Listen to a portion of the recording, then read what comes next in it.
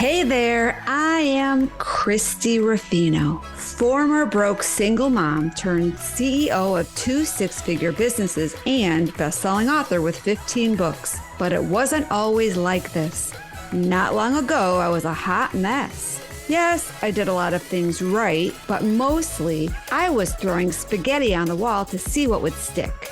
Fast forward past many failed attempts and a few incredible victories, I not only get to share what I've learned along the way, I get to bring together top influencers as they share their empowering stories, insider secrets, and valuable resources that can be used right now to step into your power. So, if you're an ambitious entrepreneur, or possibly one in the making, and you're looking to create a business and life that lights you up, well then you're in the right place.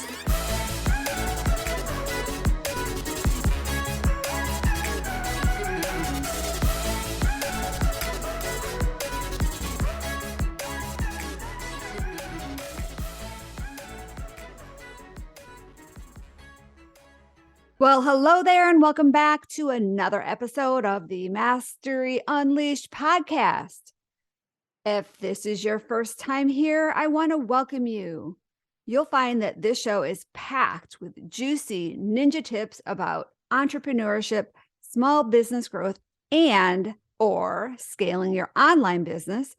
And today is an episode that has a little bit of a corporate flair and an entrepreneurial flair. I have a special guest who is an expert in leadership development. Her name is KELLI Thompson, and she is a women's leadership coach and speaker who helps women advance to the rooms where decisions are made. She has coached and trained hundreds of women to trust themselves, lead with more confidence, and create a career that they love. She is the founder of the Clarity and Confidence Women's Leadership Program, and she is a Stevie Award winner for Women in Business and Coach of the Year. She is also the author of Closing the Confidence Gap: How to Boost Your Peace, Your Potential, and Your Paycheck. And on today's episode, we talk a little bit about boosting your paycheck, how to make sure we price what we're worth. She talks about confidence. And at the end, make sure you listen to the very end, because I think that today's episode has the most juiciest nuggets at the end, where we talk about the difference between fear and your feelings as opposed to your gut instinct, or you might want to call it intuition. So without further ado, let's jump into today's show so you can see how amazing it is.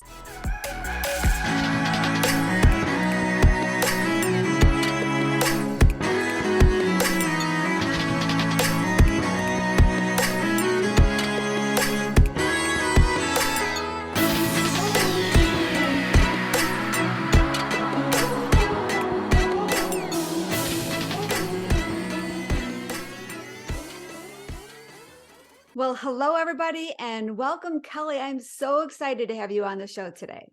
Oh, I'm excited to be here. Yeah, we're going to have a lot of fun. So I know you are really a professional coach that helps women and men, or just women? Women, yes, primarily That's women. kind of what I thought, but I didn't want to assume based on your bio, and talking to you. I know you're a women's leadership coach and confidence coach, but I just kind of wanted to dive in right away and ask you how you kind of got on this career path. What was the story that brought you to be so passionate about helping this group of people? Yeah, I think it just really started because, growing up, I grew up like in a small town in Nebraska. I went to Catholic school. I thought everybody was white and Catholic.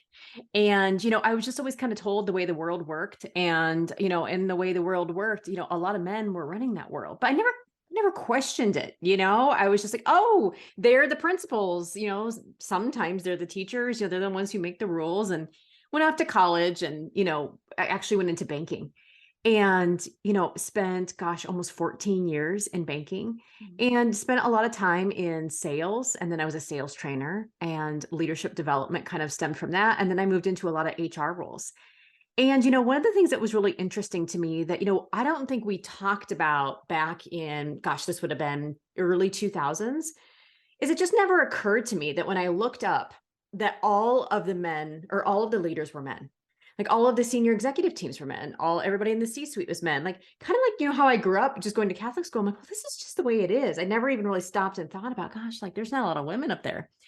But one of the things that I really started to notice as I was in corporate, especially as I moved into leadership development and roles in human resources, is I would have a lot of women come to my office and they would say, I'm really interested in applying for this job, but I don't know. I don't meet all of the qualifications. I only have 9 out of 10. Do I need to go back to school? Do I need to get another degree? Like, all of this self-doubt. And I just kind of started to like notice even in myself, I'm like, I've kind of thought these things too.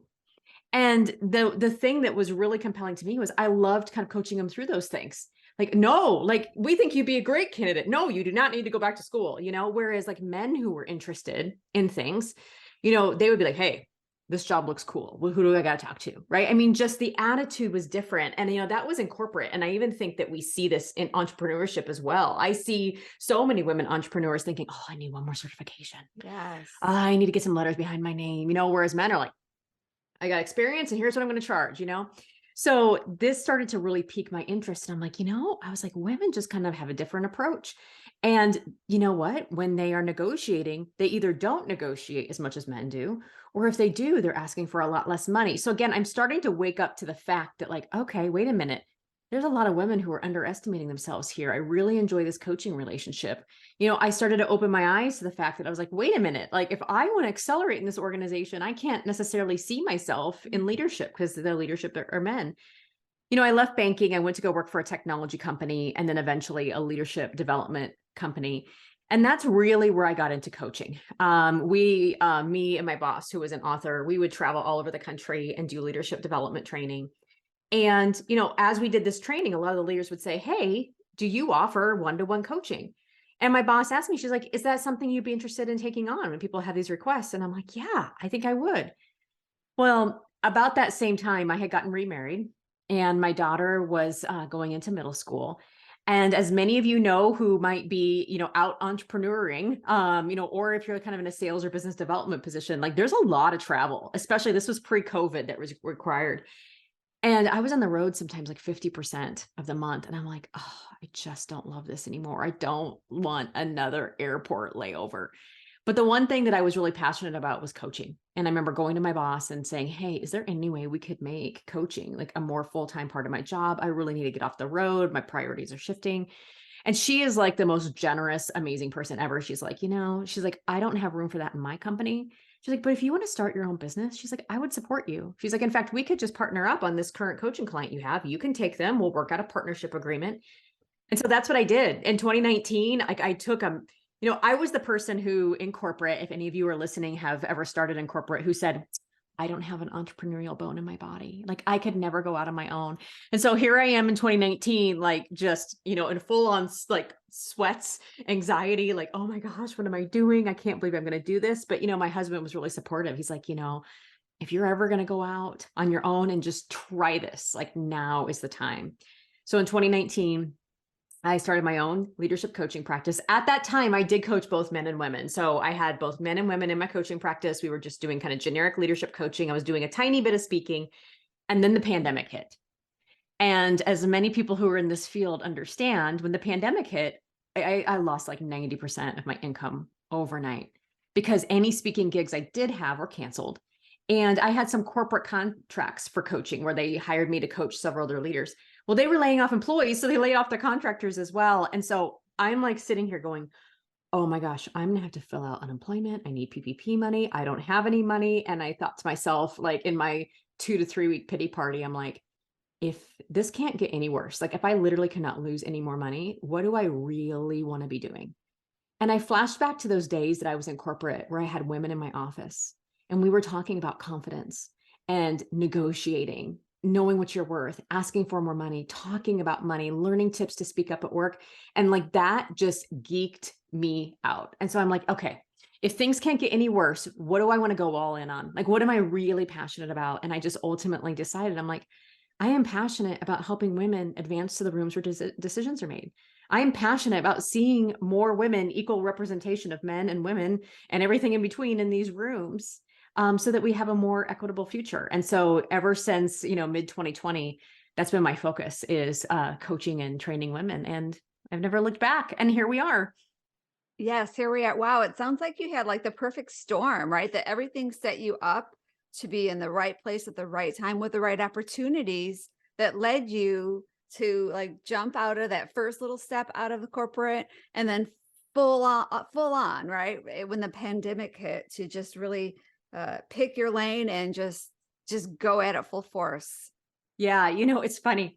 Looking back, I absolutely agree with you. Is it Steve Jobs that says you can always connect the dots backward? Yes. But at the time, it certainly didn't feel that way. But yes, you're right. Now that we're looking back, what a neat, tidy journey, of how it all turned out. But yes, I agree with you. Well, because we don't ever really know what's next, right? We see what Oh, we're in yeah. the middle of, and sometimes we can't. Well, most of the time, when that mountain is so huge, we can't see what's on the other side of it. Mhm. But yet, it's going to be great if we just trust and take the right steps and just follow our instincts. Which I think you mentioned earlier that how men and women are different, and how men just kind of have a mindset of, well, I've got the experience, what do I've got to do? What can I charge? Where women, you're so right. We overthink things. Mhm. We don't trust sometimes in ourselves, our value. Mhm. And that is really one of the biggest things that holds us up, right? Yeah, it does. I was talking with a fellow entrepreneur earlier this week, and we were sitting down having coffee. She's new to kind of the coaching industry, and I love to talk with women about what they're charging because I think the more we can just be open and honest about what our rates are, then we can be like, "You're undercharging." And so that's the conversation that came up. I was like, "Okay, you're kind of struggling. What are you charging?" And she told me her hourly rate, and I'm like, "You need to triple it." Because, she's like, "Oh my gosh, really? Well, I've been kind of told that, but I thought that maybe I need to finish coaching school. Maybe I needed to kind of have a little more experience." And I said, I want to give you the same assignment that I gave myself when I first started out on my own. And I was going through this whole pricing dilemma, I think, I don't know an Mhm. entrepreneur who hasn't gone through a pricing dilemma. I went out to see what other coaches were charging, and I made sure I looked at men and women, and I could not believe the difference.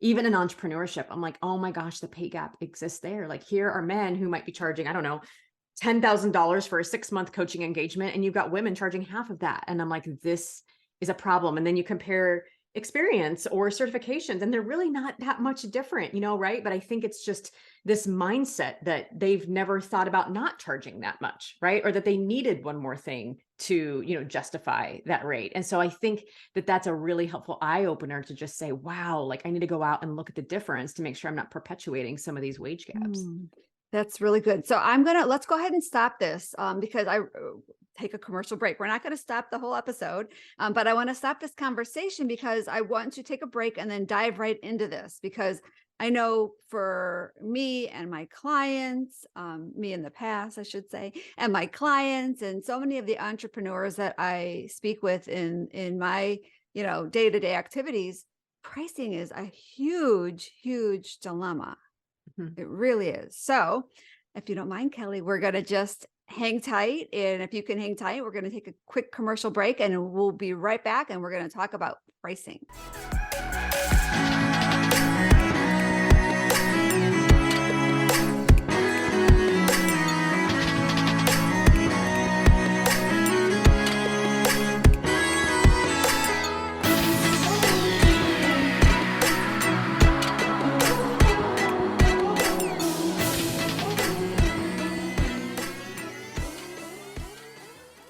Welcome back, everybody. This is Christy and Kelli Thompson on the Mastery Unleashed podcast, and we are back to talk about money, that taboo word that sometimes women don't like to talk about. And pricing our worth is a big, I see it as a big challenge. And for me, I like to kind of like flip the conversation when I'm talking to my clients about their price tag on their product or program. And I just ask them, well, what is the value to your customer? Mhm. It's not about your own value. It's about what they're willing to pay to overcome whatever obstacle they're facing or achieve whatever the goal they're trying to achieve. And when I can get them to look at it that way, they see things differently and they get out of their own head.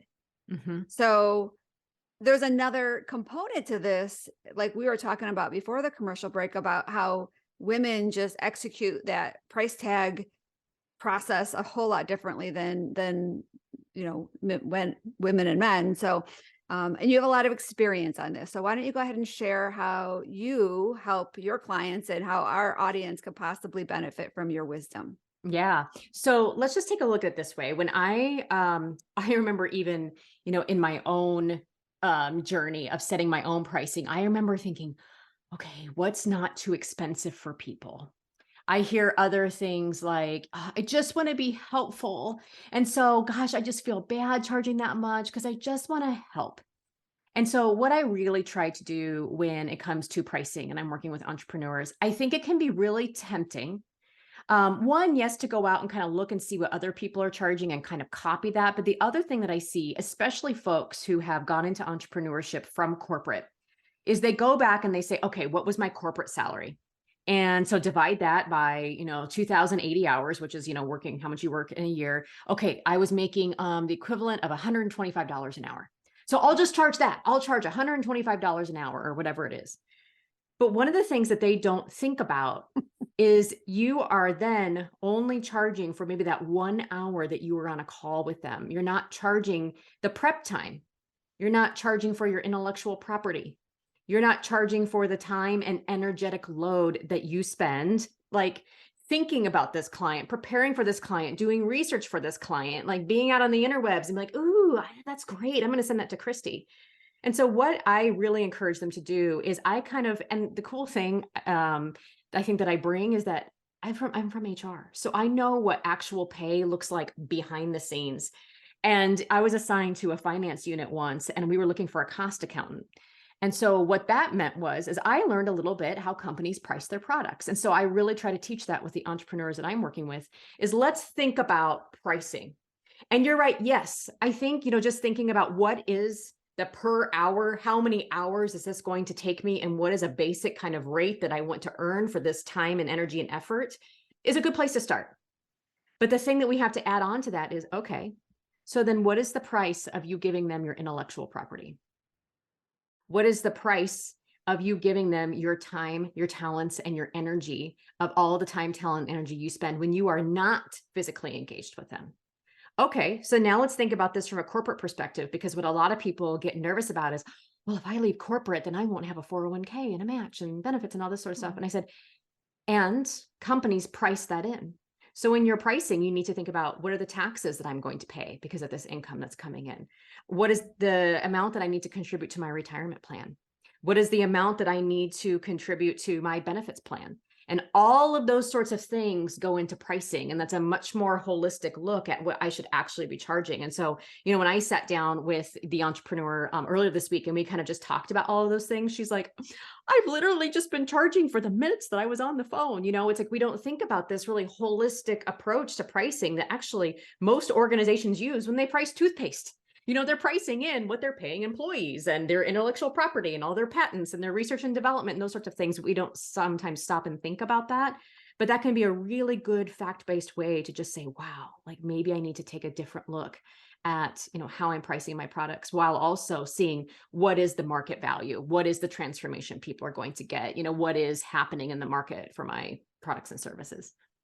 Yeah. And if we price too low, we're not necessarily getting our customers or our clients to buy in on their results. Yes. For me, if I pay, $200 for a program, I may never even watch the stinking program. But at the time I thought it was great, but I'm like, oh, it's only $200. I'll get to it when I can. But if I paid 2,000 or more, or whatever the number is, I'm going to consume every inch of that. And I'm going to show up on every call. I'm going to take that whole process more seriously. So, it doesn't really help our clients if we undercharge. It really doesn't. I know. Not only that, but I think another thing to think about pricing is perception. So think about the last time you were out making a decision on which product you were going to purchase, or maybe on a really important vendor decision or whatever it is. And you have a high, medium, and low option, correct? Yep. I have talked with corporate buyers who don't even maybe take someone seriously who is not charging enough because the perception can be was, well, It's maybe they're it's not, inexperienced. yeah, there's no quality. There's no quality. And so, Yeah. yeah, I mean, your offer is kind of a communication of quality and what they're going to be getting. And I love, Chrissy, that you said, um, that when something is a little more expensive, I'm a little bit more invested because you probably Mm, think like me, where I'm thinking ROI. I'm like, dang, I paid yeah. $2,000 for this, so I need to get my money's worth. Versus, I paid Yeah. $97 for this, and I'm like, meh. Right, right. It's probably not worth my time to go through it. I mean, of course, you bought it, but when you're weighing out the cost of your or the value of your time, you want to make sure that you're using it in a way that's going to get you the results you're looking for. And so when I'm being a consumer and buying things, I look at things that is the most expensive are usually the best. They're not always, but that's Mhm. my initial perception is, oh, that's the best one. What can I do to make that happen? Yeah. So, we really need to think of that when we're pricing our programs and our products and our services. Yeah, 100%.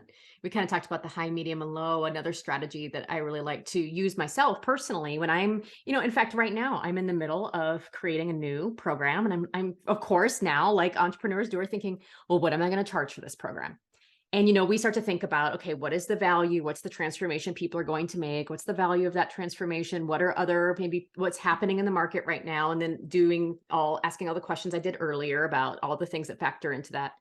But sometimes when I'm deciding on a price is I will actually come to this just process by which I say, okay, this would be a good price, this would be a better price, and this would be a best price. So using kind of like a good, better, best mindset. Hmm. And sometimes I just sit on it and I kind of think to myself, and I just kind of really kind of go off into the world, live life a little bit, kind of just like let it simmer and really just kind of trust my gut. And lots of times what I come back to, and I think what my clients even come back to is their initial or not their initial instinct or thought was to maybe charge the good price. But sometimes when they sit with it a little bit, they're like, you know what? No, like this is worth the better or the best Mm. price. And so maybe just give it a try and see if that works for you when you think about really challenging yourself and your pricing.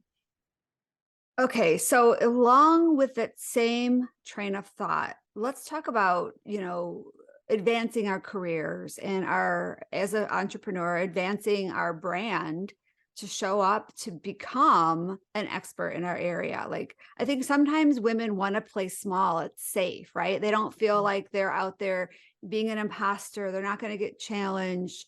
Sometimes it's even good to be divisive out there in the marketplace. So what can you share with our audience that will help them overcome their fears around and their doubts around some of these feelings of advancing their careers? Yeah. One of the things that I experienced personally, and after kind of going through it personally, I started kind of testing to see, is this just me? Like, am I the problem, me? Or is this everyone? And I found this to be true, whether people are advancing in corporate or whether people are growing their business as an entrepreneur and just becoming more visible, growing Mhm. their team, making more money. Is I remember last year, I was getting ready to launch my book.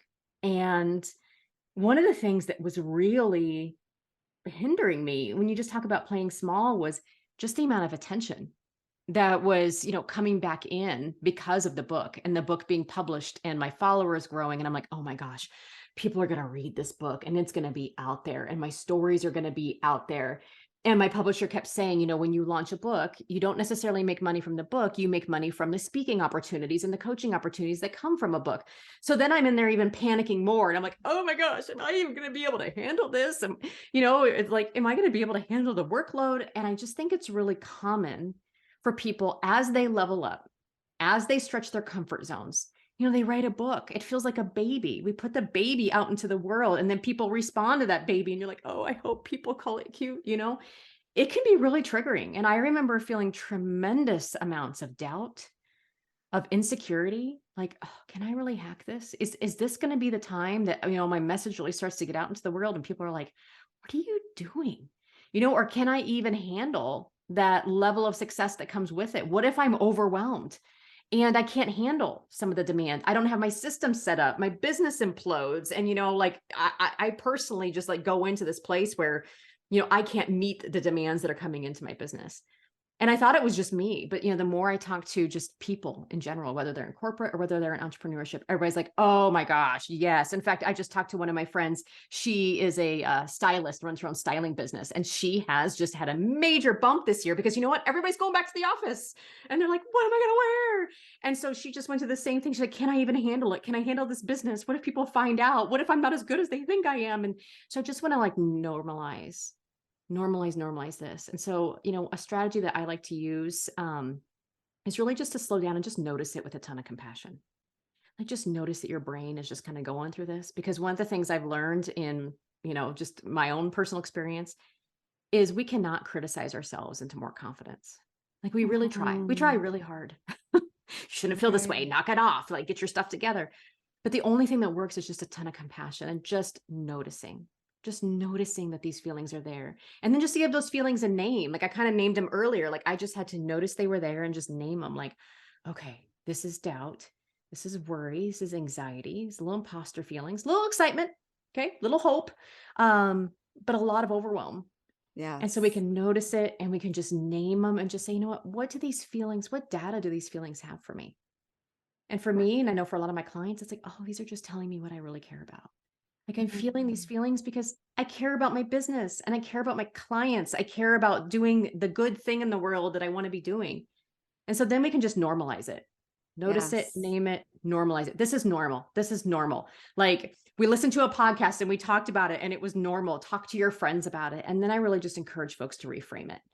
So instead of, really just being in this place where it's like, oh my gosh, I have all these feelings. It's like one of the things that's helpful for me is just a reframe of, this is what growth feels like. This means I'm stretching my comfort zone. This means that I'm moving closer to achieving all of those things that I wrote down on paper one day. And it doesn't feel good because our ego does not like change. It does not like ambiguity and it does not like uncertainty. And all of those things are present right now. But I think if we can just notice it, name it, normalize it, and just reframe it in a way you're like, oh, this is just going to be here. This is going to be here every time I stretch my comfort zone. And then I just I encouraged my client this week, the stylist. I said, you have lots of worries. You have lots of worries right now, and they are all warranted. And what is the one tiny small step you need to take today? What just needs to be done today, right now? And I think sometimes thinks that like that can just really bring us back to a nice present state. That's like, wait a minute, I'm worrying about things 10 years, 10 days in the future. I can come back to today and get into action on today. Because the last thing I'll leave you with is, confidence is a side effect of taking action. Like if Ooh, we I wait love till we that. feel confident, we will wait forever. And I think a lot of us who are running our own businesses know that. But remember, it's the actions of confidence that come first and the feelings that come second. So what's that one small itty bitty step that you can take to get into action? I love that. So just last week, I did a post, just a short post that feelings are not facts because Mm, sometimes we let feelings just take over, right? We let them consume us. And if we were to stop, notice it, name it, normalize it, and reframe it, that does give us back our power. yeah. Ooh, I like that. I like the way you said that. It like turns, Yeah. like you said, like those feelings that could be in the driver's seat, like they got the keys. It's like taking the keys back from our Mhm. feelings sometimes, which can really lead us into some decisions that ultimately don't turn out so great. I love how you kind of shape that in. That's so good. Yeah. Because fear, face everything and rise. That's the best acronym for fear. So this has been great. And I love the quote too. Confidence is a side effect of taking action. Yes. That's awesome. That's awesome. Wow. This has been a great episode. Lots of juicy nuggets of wisdom. And you have another great thing that you want to share. It's your career clarity guide. You want to share a Yes. little bit about that? We're going to have the link to have our audience get that in the show notes, and it will also be in our gift vault. But please explain what that is. Yeah, the Career Clarity Guide is just a really awesome resource. For it doesn't even have to be corporate career, right? Entrepreneurs as well.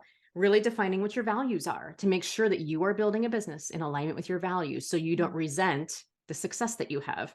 It really helps you hone in on what are your unique genius themes? Like what should you be offering in your business? And I love using this for entrepreneurs because it really helps us get clear on the things we should not be doing. And we're all guilty. Mm, We know who we yes. are of what we Yes. should be outsourcing to an online business manager or a finance person, right? And then really like teaching us ways in which we can just be more mindful about trusting our gut, in our business. Because, I thought that once I left corporate, I wouldn't have so many people telling me what to do. But once I got into entrepreneurship, I realized, oh no, there's lots of people in the internet experts that still tell us what to do. And we can take a lot of advice as business owners because it worked for someone else and never even check in with ourselves. Like, do I even want this? Does this even feel good? So it just gives you some tools to be able to trust your gut, to take your next steps and really bring your career, whatever it looks like, your business in alignment with your values. And so you can build something you feel good about.